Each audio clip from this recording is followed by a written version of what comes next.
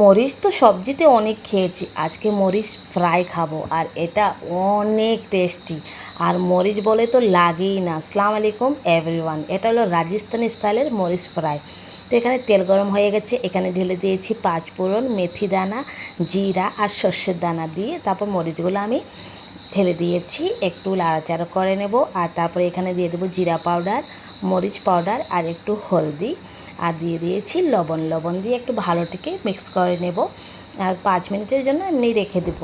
5 minute পরে কালারটা change হয়ে যাবে।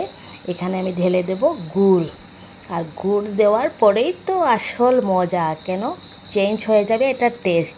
তাই আমি গুড় দিয়ে দিয়েছি। এই মরিচ ফ্রাইটা আপনি চাইলে রুটির সাথে, ভাতের সাথে, যে কোনো ডিশের সাথে খেতে পারবেন, একদম অনেক টেস্টি। তারপর দিয়ে দিয়েছি একটুখানি জল।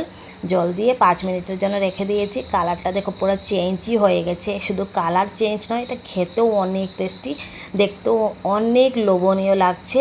আর লাগবেই না কি মরিচ খাচ্ছেন, টেস্টটা অনেক ভালো। কিন্তু একবার ট্রাই করবেন, আর ভিডিও ভালো লাগলে একটা লাইক করবেন।